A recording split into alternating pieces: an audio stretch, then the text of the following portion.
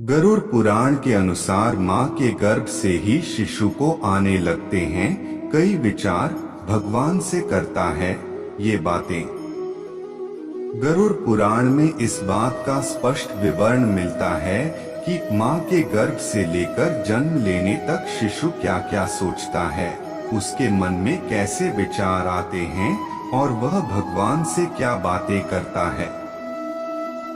गरुड़ पुराण हिंदू धर्म के 18 महापुराणों में है, जिसमें भगवान विष्णु द्वारा बताई बातों का उल्लेख मिलता है।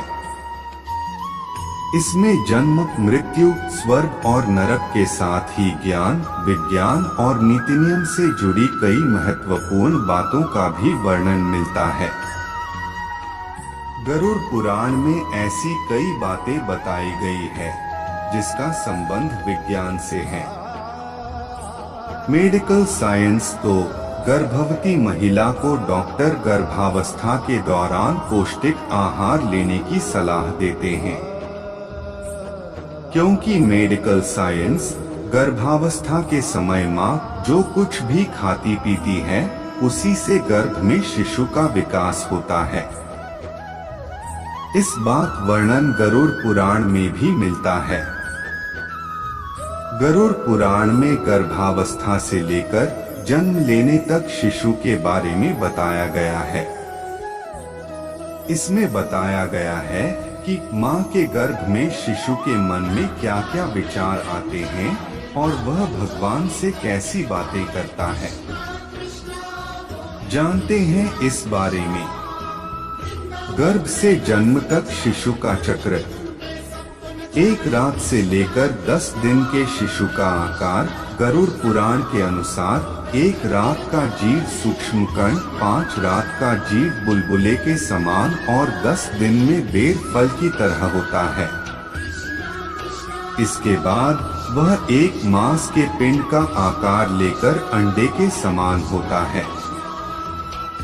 1 महीने से 3 महीने के शिशु का आकार गरुड़ पुराण में बताया गया है कि जब गर्भ में शिशु 1 महीना का होता है तो मस्तक, दूसरे महीने में हाथ आदि अंगों की रचना और तीसरे महीने में रोम, हड्डी, लिंग, नाखून से लेकर कान, नाक जैसे अंग बनने लगते हैं।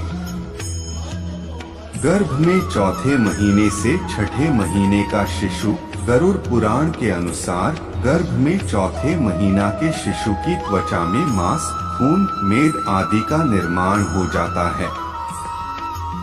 5वें माह में शिशु को भूख प्यास भी लगने लगती है और 6ठे महीने में शिशु मां के गर्भ में घूमने लगता है। गर्भ में शिशु मां के द्वारा किए गए भोजन को ग्रहण करने लगता है। 7वें महीने से शिशु को ज्ञान की प्राप्ति होने लगती है। वह गर्भ में रहकर सोच विचार करने लगता है और सोचते सोचते ही गर्भ में घूमता भी है।